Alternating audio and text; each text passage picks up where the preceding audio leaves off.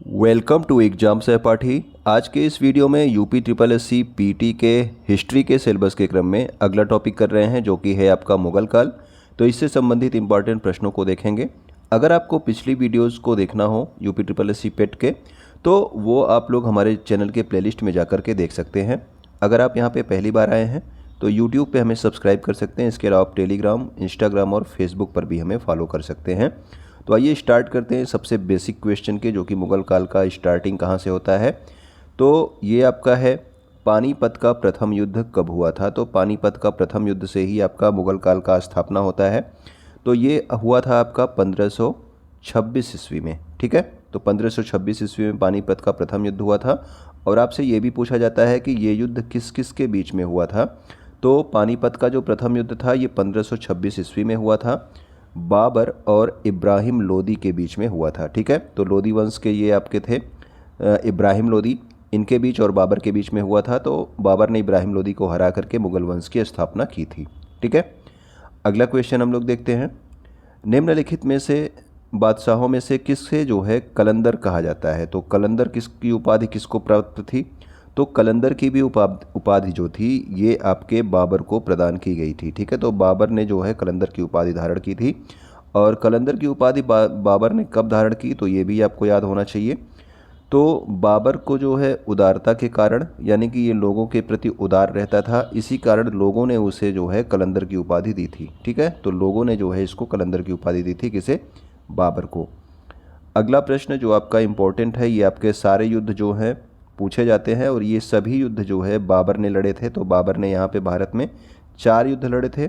तो ये चारों के चारों आपके सही है। तो आपको पता होना चाहिए कि पानीपत का प्रथम युद्ध अभी आपने देखा 1526, इसके बाद जो है खानवा का युद्ध हुआ था 1527 ईस्वी में, फिर आपका चंदेरी का युद्ध 1528, फिर आपका घाघरा का युद्ध 1529 और इसके बाद जो है बाबर मर गया था। ठीक है, तो बाबर ने ये भारत में आपके 4 युद्ध लड़े थे और इसमें आपको याद रखना है कि कौन सा युद्ध किसके साथ लड़ा था। ठीक, तो देखें पानीपत में तो अभी आपने देखा कि इब्राहिम लोदी को बाबर ने हराया था। और जो ये आपका खानवा का युद्ध था इसमें राणा सांगा को पराजित किया था बाबर ने। चंदेरी के युद्ध में मेदिनी राय को पराजित किया था बाबर ने। और घाघरा के युद्ध में महमूद लोदी को पराजित किया था बाबर ने। ठीक है, तो ये जो है ऑप्शन और ये आप याद रखेंगे, इसका आप लोग स्क्रीनशॉट ले लीजिए तो आपको जो है ये चीज़ रिवाइज करने में आसानी रहेगी। अगला क्वेश्चन देखते हैं हम लोग। बादशाह की उपाधि धारण करने वाला प्रथम मुगल शासक कौन था। तो बादशाह की उपाधि भी सबसे पहले, या फिर इसको पादशाह कहा जाता है, तो इसकी उपाधि भी धारण की थी किसने सबसे पहले, तो ये आपका मुगल शासक था बाबर। ठीक है, तो इसने ही सबसे पहले बादशाह की उपाधि धारण की थी और ये उपाधि इसने पानीपत के प्रथम युद्ध में विजय के बाद जो है खुद को क्या घोषित किया था, बाबर ने बादशाह घोषित किया था। ठीक है, पानीपत के प्रथम युद्ध के बाद में। नेक्स्ट क्वेश्चन को देखते हैं हम लोग। किस युद्ध में विजय के पश्चात बाबर ने गाजी की उपाधि धारण की। तो बाबर ने गाजी की उपाधि कब धारण की, तो बाबर ने जो गाजी की उपाधि धारण की थी ये आपकी धारण की थी आपके खानवा के युद्ध के बाद। और खानवा का युद्ध आपका इम्पोर्टेंट है, आपसे पूछा जाता है। पहला तो आपको खानवा का जो युद्ध है ये 1527 ईस्वी में था।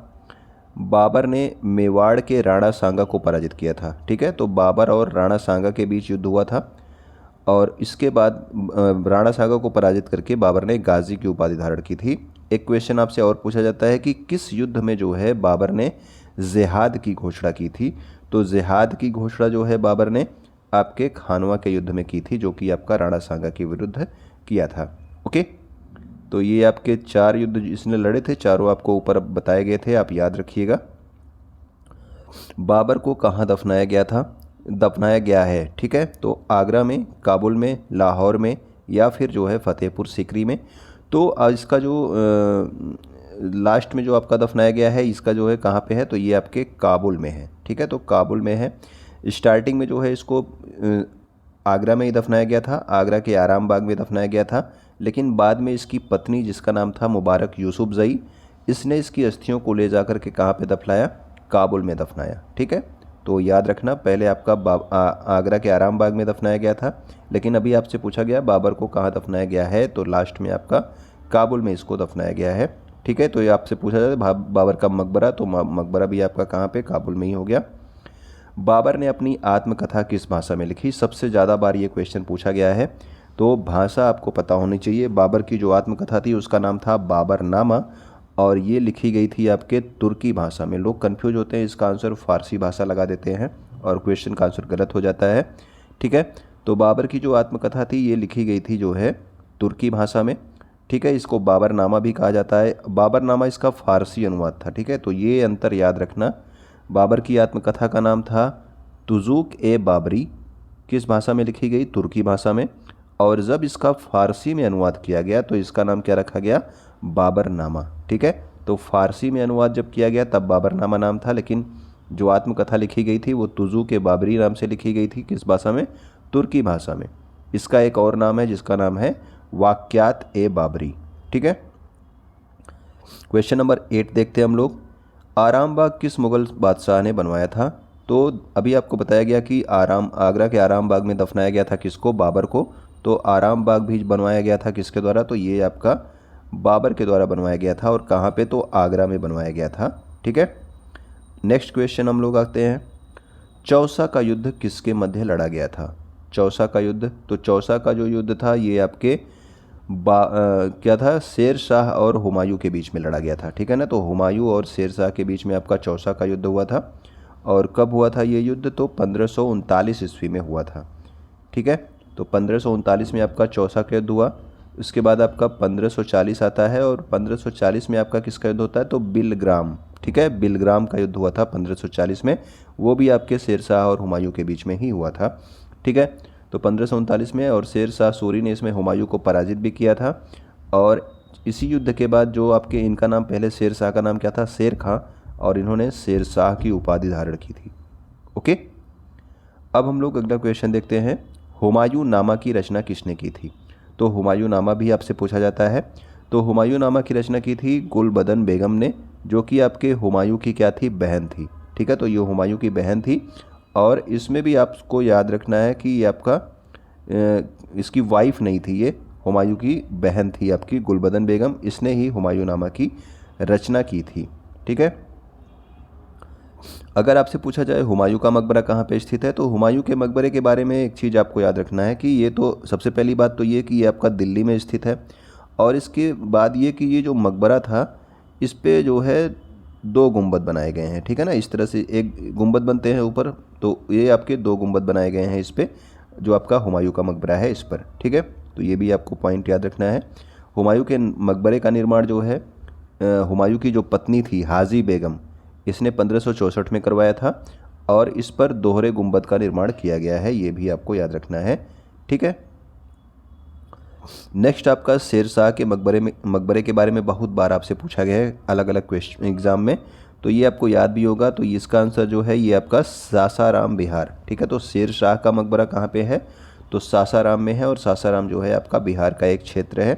ठीक है, और इसमें एक पॉइंट और याद रखना कि ये जो मकबरा है ये अष्टकोणीय है। ठीक है ना, तो अष्टकोणीय जो है तरीके से बनाया गया है। 8 कोण समझ लो इस तरह से होंगे, इस कहीं ऐसे ऐसे करके। ठीक है, तो ऐसे ऐसे करके ऐसे 8 कोण इस तरह से इसका डिज़ाइन बनाया गया है। और यह झील के बीच में एक चबूतरे पर बनाया गया है आपका शेर शाह का मकबरा। सासाराम बिहार में स्थित है। नेक्स्ट क्वेश्चन, निम्नलिखित में से अकबर का प्रशासक कौन था? ठीक है, तो इसका संरक्षक था ये, जिसका नाम क्या था? अकबर का प्रशासक या फिर संरक्षक था, इसका नाम था बैरम खां। ठीक है, तो बैरम खां आपसे पूछा जा सकता है कि प्रशासक भी पूछा जा सकता है और संरक्षक भी पूछा जा सकता है, तो इसका नाम आप याद रखेंगे। बैरम खां जो है ये अकबर का प्रशासक या फिर संरक्षक था।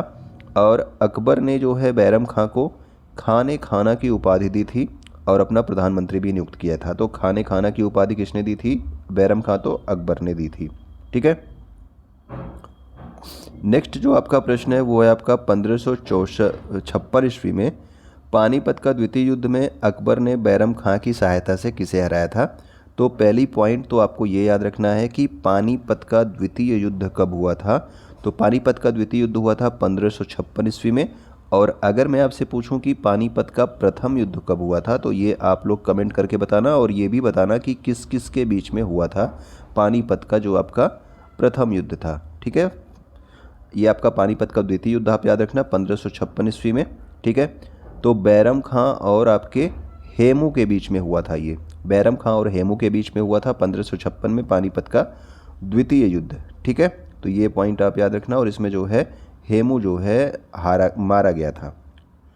अगला जो है हमारा क्वेश्चन है, मनसबदारी प्रणाली किसके द्वारा आरंभ की गई? बहुत बार आपसे पूछा गया है। तो मनसबदारी प्रणाली की जो संबंध है ये किससे है? तो ये आपके अकबर से है, याद रखना। मनसबदारी जो है प्रणाली ये किससे संबंधित है? तो बादशाह अकबर से संबंधित है। तो मनसबदारी में ये मनसब क्या है? तो मनसब एक आपका पद होता था, ठीक है ना। और आईने अकबरी में जो है मनसबदारों की कितनी श्रेणियां बताई गई हैं? तो 33 श्रेणियों का उल्लेख है, यानी कि 33 प्रकार के आपके पद होते थे जिनको जो है मनसब बोला जाता था। ओके, नेक्स्ट हमारा है, अकबर और महाराणा प्रताप के बीच हल्दी घाटी का युद्ध किस वर्ष हुआ? तो हल्दी घाटी का युद्ध भी आपका इंपॉर्टेंट है, इसका भी सन आपको याद रखना चाहिए। तो ये है आपका 1576 ईस्वी में। ठीक है, अभी अभी आपने देखा 1556 ईस्वी में क्या था, तो आप कमेंट करके बताना कि 1556 ईस्वी में पानीपत का कौन सा युद्ध हुआ था। ठीक है, 1576 में आपका हल्दी घाटी का युद्ध महाराणा प्रताप और अकबर के बीच में हुआ था।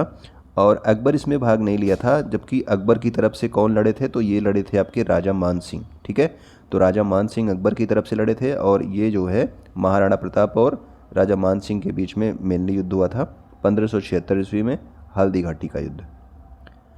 अगला जो हमारा प्रश्न है वो है आपका आईने दहसाला। इसी को जो है जब्ती प्रणाली भी कहते हैं, इसी को जो है टोडरमल बंदोबस्त भी कहा जाता है। ठीक है, तो ये किसके द्वारा प्रारंभ किया गया था? तो ये प्रारंभ किया गया था राजा टोडरमल के द्वारा, जो कि आपके वित्त मंत्री थे। किसमें?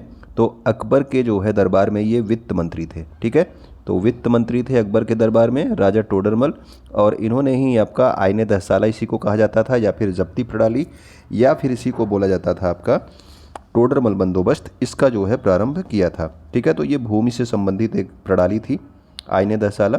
ओके, अगला हमारा है, फतेहपुर सीकरी में अकबर द्वारा बुलंद दरवाज़ा किस विजय की स्मृति में बनवाया गया था? यानी कि किस विजय के बाद जो है अकबर ने फतेहपुर सीकरी में क्या बनवाया था? बुलंद दरवाज़ा। तो पहली बात तो आपको याद रखना है कि जो बुलंद दरवाज़ा है ये कहाँ पे बनवाया गया है? तो ये बनवाया गया है फतेहपुर सीकरी में। और किसने बनवाया बुलंद दरवाज़ा? तो अकबर ने बनवाया है। और किस विजय के बाद, यानी कि कहाँ पे ये जीत के बाद इसने बनवाया था? तो गुजरात में विजय के बाद जो है फतेहपुर सीकरी में अकबर के द्वारा बुलंद दरवाजे का निर्माण कराया गया था। ठीक है, तो ये भी पॉइंट आप याद रखेंगे। अगला हमारा है, अकबर ने दीन-ए इलाही की स्थापना कब की थी? तो दीन-ए इलाही जो है एक धर्म जो है ये स्थापित करना चाह रहा था। कौन? अकबर। ठीक है, दीन-ए इलाही नाम से। तो दीन-ए इलाही की जो स्थापना की गई थी ये की गई थी आपके 1580 ईस्वी में। ठीक है, तो 1580 में ये आपका 1582 में था। ठीक है, सॉरी भाई, तो ये आपका 1582 ईस्वी में था, 1580 नहीं था। इसका आंसर जो सही है वो आपका 1582 ईस्वी है। ठीक है, दीन-ए इलाही। ठीक, तो अकबर ने सभी धर्मों में सामंजस्य स्थापित करने के लिए तौहीद-ए-इलाही या फिर दीन-ए-इलाही, दोनों एक ही है, इस नाम से एक नए पंथ की स्थापना की थी। ठीक है, तो नया पंथ स्थापित किया गया था 1582 ईस्वी में अकबर के द्वारा। क्वेश्चन नंबर 20 हमारा है, किस मुगल बादशाह के काल को हिंदी साहित्य का स्वर्ण युग कहा जाता है? तो हिंदी साहित्य का जो स्वर्ण युग कहा जाता है ये कहा जाता है आपके अकबर के शासनकाल को। ठीक है, जबकि आपका जो जहांगीर का शासनकाल है इसको जो है चित्रकला का स्वर्ण युग कहा जाता है। ठीक है, चित्रकला का स्वर्ण युग कहा जाता है। और आपका जो ये आपका शाहजहां है इसके शासनकाल को वास्तुकला का जो है स्वर्ण युग कहा जाता है। ये भी आप याद रखना, वास्तुकला का स्वर्ण युग किसके शासनकाल को कहा जाता है? तो शाहजहां के। वास्तुकला का मतलब महलों का निर्माण कराना, जो आपके अलग मस्जिदों का निर्माण कराना, ये सब चीज़ें शाहजहां ने बहुत करवाई थी। ठीक है, ताजमहल का निर्माण करवाया था, और आपका जो है लाल किला का निर्माण करवाया था, तो ये सब जो है शाहजहां ने करवाया था। और चित्रकला जो है जहांगीर के समय में सबसे ज़्यादा फैली। और आपका हिंदी साहित्य का जो स्वर्ण युग है ये कहा जाता है आपके अकबर के समय को। ओके, तो ये भी आप याद रखना। क्वेश्चन नंबर 21 क्या है? तो ये है आपका अकबरनामा को किस भाषा में लिखा गया? तो अकबरनामा ये आपकी फ़ारसी भाषा में ही लिखी गई थी। ठीक है, तो ये याद रखेंगे आप। अकबरनामा को किसने लिखा था ये भी इंपॉर्टेंट है। तो अबुल फजल के द्वारा लिखा गया था। ठीक है, अबुल फजल के द्वारा फ़ारसी भाषा में लिखा गया अकबरनामा। और इसके 3 भाग हैं। इसका तीसरा भाग का क्या नाम है? तो तीसरे भाग का नाम है आईने अकबरी।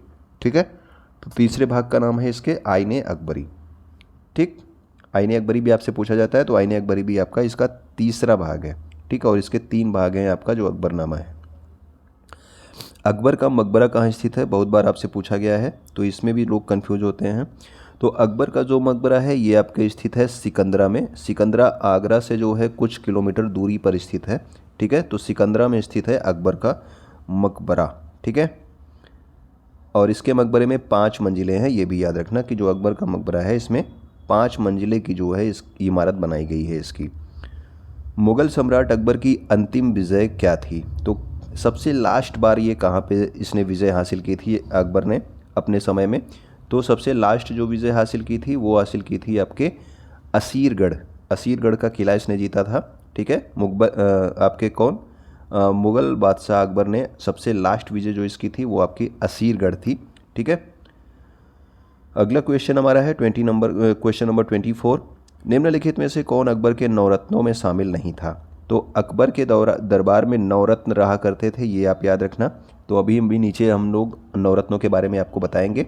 तो कौन शामिल नहीं था, तो बीरबल इसके नवरत्नों में शामिल था, रहीम भी शामिल था, राजा टोडरमल अभी मैंने आपको बताया कि इसके वित्त मंत्री थे, लेकिन ये वैजू बावरा जो है ये अकबर के नवरत्नों में शामिल नहीं था। तो आइए देखते हैं कि अकबर के कौन कौन से नवरत्न थे। तो इनका नाम आप जो है स्क्रीनशॉट ले लेंगे तो आपको याद रहेगा, 1-2 बार देख लेंगे तो अकबर के जो नवरत्न थे इसमें आपका अबुल फजल थे, अभी आपको बताया गया बाबरनामा इसी ने लिखी थी। इसके अलावा फैज़ी हो गए, तानसेन, ये दोनों आपके संगीतकार थे, ठीक है। राजा बीरबल जो थे इसके मंत्री थे, टोडरमल आपके वित्त मंत्री थे, राजा मान सिंह इसके सेनापति थे। इसके अलावा अब्दुल रहीम खान खाना भी था और हकीम हुकाम था, ठीक है। हकीम हुकाम, उसके अलावा मुल्ला दो प्याजा, ठीक है। तो मुल्ला दो प्याजा, हकीम हुकाम, अब्दुल रहीम खान खाना, राजा मान सिंह, टोडरमल, बीरबल, तानसेन, फैज़ी और अबुल फजल, ये आपके क्या थे, अकबर के नवरत्नों में ये लोग शामिल थे, ठीक है। तो ये हमारे जो है पार्ट 1 था। अभी जो है आपका मुग़ल साम्राज्य ख़त्म नहीं हुआ है, एक वीडियो हम और बनाएंगे, ठीक है। तो वीडियो देखने के लिए आपका बहुत बहुत धन्यवाद। अगर आप यहाँ तक देख रहे हो तो वीडियो को लाइक करके और उस पर कुछ ना कुछ कमेंट करके ज़रूर जाइएगा, ठीक है। चैनल आपने अभी तक नहीं सब्सक्राइब किया तो सब्सक्राइब कर सकते हैं। अगर आपको वीडियो पसंद आया है तो आप अपने दोस्तों तक भी इसे शेयर कर सकते हो जो पीटी एग्ज़ाम की तैयारी कर रहे हो। धन्यवाद आपका।